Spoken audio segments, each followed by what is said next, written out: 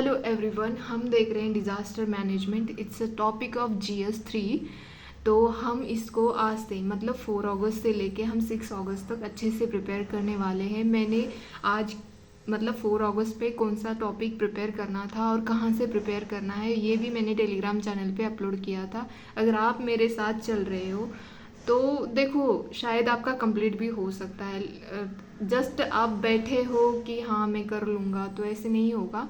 तो एटलीस्ट किसी के साथ, अगर खुद से कुछ नहीं हो रहा है तो एटलीस्ट किसी के साथ तो चलो आप। मैं ये नहीं कह रही कि मेरे साथ ही, अदर बहुत सारे लोग हैं, अगर जिसका भी आपको अच्छा लगता है उनके अकॉर्डिंग आप चले। और आंसर राइटिंग प्रैक्टिस करें। एक दिन की प्रोसेस नहीं होती है, इसको बहुत टाइम लगता है अच्छे से स्ट्रक्चर में लिखने के लिए विथ एग्जाम्पल।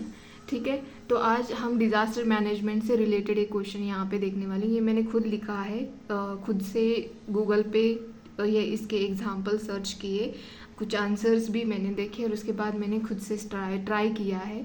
तो आप मुझे कमेंट बॉक्स में बताना कि कैसे लग रहा है ये आंसर आपको। अगर इसमें कुछ और चेंजेस करने हैं तो वो भी आप मुझे कमेंट बॉक्स में बता सकते हो। तो चलो देखते हैं, डिज़ास्टर मैनेजमेंट से रिलेटेड ये क्वेश्चन है 2023 का। तो यहाँ पे क्वेश्चन इससे रिलेटेड है डैम फेलियर से, क्योंकि आजकल आप देख रहे हो इवन सिक्किम में भी डैम फेलियर हो गया था 2023 में। तो इसी वजह से हमें ज़रूरत है इससे रिलेटेड प्रिपेयर करने की। डिज़ास्टर मैनेजमेंट से हर साल 2 क्वेश्चंस आते ही है, तो आपको इग्नोर बिल्कुल नहीं करना चाहिए। एक 15 मार्क का होता है और एक 10 मार्क्स का, मतलब आपके इसमें 25 मार्क्स का डिज़ास्टर मैनेजमेंट आता है मेंस में, और इवन 1-2 क्वेश्चन प्रीलिम्स में भी पूछे जाते हैं। क्योंकि अभी ये टाइम्स की नीड है, क्योंकि इतने सारे डिज़ास्टर आ रहे हैं, तो इसीलिए यूपीएससी का भी फोकस इसके ऊपर बढ़ रहा है। तो चलो, ज़्यादा टाइम लेने वाला ये टॉपिक बिल्कुल नहीं है। मैंने सारा मतलब कहाँ से प्रिपेयर करना है, विजन से मैंने खुद किया है। तो मतलब स्टार्ट मैं कर रही हूँ, तो आप, मैंने टेलीग्राम चैनल पे भी अपलोड किया है, तो आप वहीं से भी देख सकते हो और वहाँ से भी कर सकते हो, या किसी और का आपको अच्छा लगता है तो वहाँ से भी करिए। ठीक है, शॉर्ट में नोट्स हो सके तो बना लेना, और मैं खुद दिखाऊंगी इसके डिज़ास्टर मैनेजमेंट के नोट्स कैसे बनाए। ज़्यादा नहीं बनाना है हमें, 5 या 10 पेज में, वो भी बहुत ज़्यादा हो गए हैं। ठीक है, उससे कम रिलेटेड पेज में मतलब हमें डिज़ास्टर मैनेजमेंट के नोट्स बनाने हैं। तो चलो देखते हैं question. Dam failures are always catastrophic, especially on the downstream side, resulting in a colossal loss of life and property. Analysis the various causes of dam failures. Give 2 examples of large dam failures. मतलब यहाँ पे पूछा गया है कि जो ये dam failure होता है इसकी वजह से कैटास्ट्रॉफिक बहुत बवाल मचता है, बहुत सारी जानें चली जाती हैं। तो इसके यहाँ पे हमें कॉजेज़ बताने हैं कि क्यों ऐसा होता है, क्या रीज़न है इसके। तो ये यहाँ पे बताना है विथ मतलब 2 आज तक के डैम फेलियर सबसे बड़े, उसके एग्जाम्पल देने हैं। तो चलो देखते हैं। मैंने स्टार्ट किया है introduction. With approximately 80% of India's large dams being over 25 years old and many facing issues like siltation and structural vulnerabilities. तो ये मैंने यहाँ पे डाटा के साथ लिखा है, यहीं पे मेरा इंट्रोडक्शन मैंने ख़त्म किया है। और नेक्स्ट स्टेप यहाँ पे जो पूछी गई है वो है कॉजेज़। तो मैंने यहाँ पे सब हेडिंग डाली है, कॉजेज़ ऑफ डैम फेलियर्स। तो इसके रीज़न क्या है, स्ट्रक्चरल फेलियर्स की वजह से भी डैम फेलियर हो जाते हैं। डैम जो होते हैं उनका स्ट्रक्चर जो होता है, जैसे कि यहाँ पे लिखा है मैंने, डिज़ाइन एंड कंस्ट्रक्शन डिफेक्ट्स होते हैं। कंस्ट्रक्शन में अच्छे से अच्छा वाला मटेरियल यूज़ नहीं किया जाता, डिज़ाइन जो होती है वो वीक होती है, तो इसकी वजह से क्या होता है, एट दी एंड वो डैम फेल हो जाता है। मतलब जैसे कि ये करम डैम इन मध्य प्रदेश, मतलब ये 22 में ये डिज़ास्टर हुआ था, ये डैम जो है वो फेल हो गया था। तो यहाँ पे मैंने रिसेंटली एग्जांपल लिखा है। हालांकि आपको ये गूगल पे और बहुत सारे आंसर जो होते हैं उसके अंदर मिल जाएगा। ठीक है, नेक्स्ट यहाँ पे है अगर स्ट्रक्चरल फेलियर्स में अगर हम डैम के देखा जाए तो वो है एजिंग इंफ्रास्ट्रक्चर। जो इंफ्रास्ट्रक्चर होता है वो पुराना होता है, इस वजह से भी डैम फेलियर्स होते हैं। जैसे कि over time materials can degraded leading to weaken structure. जो कुछ ऐसे मटेरियल्स होते हैं जो टाइम के साथ डिग्रेडेड होने लगते हैं, मतलब कमज़ोर पड़ने लगते हैं, तो इससे भी जो पूरा स्ट्रक्चर है वो वीक हो जाता है और अल्टीमेटली वो डिज़ास्टर हो जाता है। तो यहाँ पे ऐसा ही एक एग्जांपल मैंने लिखा है यहाँ पे, पुली चिंतला इरिगेशन प्रोजेक्ट आंध्र प्रदेश 2021। तो ये पुली चिंतला जो है ये कृष्णा रिवर पे है आंध्र प्रदेश में डैम। तो ये भी फेल हुआ था 2021 में। तो ये रिसेंट एग्जांपल है इसकी वजह से, क्योंकि ये जो प्रोजेक्ट का जो इंफ्रास्ट्रक्चर जो था वो पुराना हो रहा था, तो इसी वजह से। नेक्स्ट देखते हैं यहाँ पे हम 1 मिनट। हाँ, तो यहाँ पे देखते हैं हाइड्रोलॉजिकल फैक्टर्स। तो हाइड्रोलॉजिकल फैक्टर में क्या होता है, हेवी सेडिमेंटेशन जो होता है उसका एक्यूमुलेशन होने लगता है। रिजर्वायर जहाँ पे भी बना होता है वो डैम, तो उसका रिजर्वायर तो होता है ना, उसके अंदर सैंड आती है, थोड़े छोटे से बोल्डर्स आते हैं, बड़े बड़े भी आते होंगे। तो उसकी वजह से क्या होता है, वो अपना देखो यहाँ पे, ये सपोज मान लीजिए यहाँ पे डैम बना है, तो ये उसका रिजर्वायर है पीछे, ठीक है। तो यहाँ पे क्या होता है, सैंड जो होती है वो जमा, मतलब यहाँ पे कंसोलिडेट होने लग जाती है, या वो छोटे छोटे बोल्डर्स हो, तो ये यहाँ पे जमा होने की वजह से क्या होता है, इसका स्तर जो नीचे वाला स्तर जो होता है वो भर के आने लगता है। तो वाटर के लिए जगह कम कम होती जाती है, तो इस वजह से भी फ्लड आने लगते हैं, ठीक है। तो चलो नेक्स्ट मतलब आगे का देखते हैं।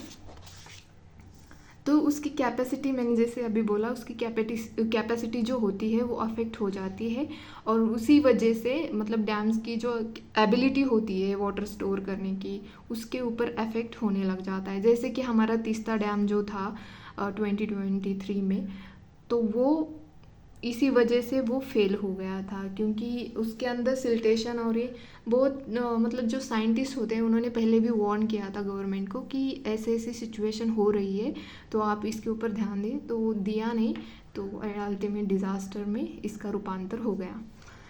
थर्ड है जियोलॉजिकल फैक्टर्स, जैसे कि सिज्मिक एक्टिविटीज़ होती है या फाउंडेशनल इश्यूज आने लग जाते हैं। जैसे सपोज मान लीजिए अर्थक्वेक की वजह से सिज्मिक जो एक्टिविटीज़ होती है, तो उसमें उसकी वजह से क्या होता है, जैसे आपने देखा होगा कि अगर छोटा सा भी अर्थक्वेक आता है तो पूरा घर हिलने लग जाता है। तो ये डैम में क्या होता है, जो स्ट्रक्चर होता है उसमें क्रैक्स आने लगते हैं, या थोड़ा सा एरिया शिफ्ट होने लगता है उसका स्ट्रक्चर, तो इसकी वजह से वो अल्टीमेटली वो डैम जो होता है वो ब्रस्ट हो जाता है, या मतलब फेल हो जाता है।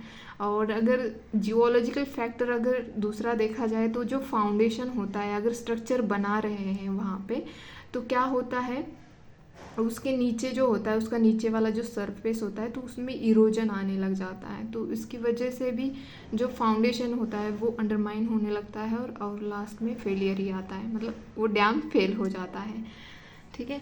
नेक्स्ट देखते हैं फोर्थ फैक्टर क्या है, कि नेचुरल डिज़ास्टर। जैसे कि ये तिवारे डैम जो है रत्नागिरी में है महाराष्ट्र के, यहाँ पे 2019 में डिज़ास्टर हुआ था, मतलब ये डैम फेल हो गया था, क्योंकि हेवी रेनफॉल और फ्लड्स आते हैं, उसकी वजह से ये डैम फेल होने लग जाता है। तो यहाँ पे मैंने इसका एग्जांपल लिखा। नेक्स्ट है ऑपरेशनल फेलियर्स होते हैं, जैसे कि पुअर मेंटेनेंस होता है, इंस्पेक्शन नहीं किया जाता, उसका रिपेयरिंग टाइम पे नहीं किया जाता, तो इसकी वजह से क्या होता है, अल्टीमेटली वो डैम फेल हो जाता है। और इनएडिक्वेट इमरजेंसी प्लानिंग, जो इमरजेंसी अगर सपोज बाय चांस वो डैम कहीं क्रैक हुआ है या कहीं उसका स्ट्रक्चर थोड़ा वीक पड़ गया है, तो उसके लिए एक इमरजेंसी प्लानिंग भी होनी चाहिए, तो वो नहीं होती है, इसीलिए डैम फेल हो जाते हैं, ठीक है। तो ये हमने कॉजेज़ देखे कि क्यों डैम फेल होते हैं। तो उसके अब भी वहाँ पे पूछा गया कि 2 लार्ज एग्जाम्पल चाहिए। तो यहाँ पे मैंने लिखा है कि गुजरात का जो माचू डैम फेलियर हुआ था 1979, इसमें सबसे बड़ा डिज़ास्टर ये इंडिया में हुआ था। इसमें 2000 लोग मर गए थे। क्यों ये फेल क्यों हुआ था, क्योंकि एक्सेसिव रेनफॉल हुआ था, इसकी वजह से एकदम से बहुत सारा वाटर आ गया और इसकी वजह से मतलब एक अभी इतना सारा वाटर अगर एक डैम में आ रहा है तो वो तो मतलब स्टोर होके तो नहीं बैठ रहा, कि जैसे अब सपोज ये डैम है, मान लीजिए यहाँ पे वाटर आ ही जा रहा है, तो एक टाइम पे ये फिलअप हो जाएगा ना, और ये आगे आगे वाटर फिर आने लगेगा।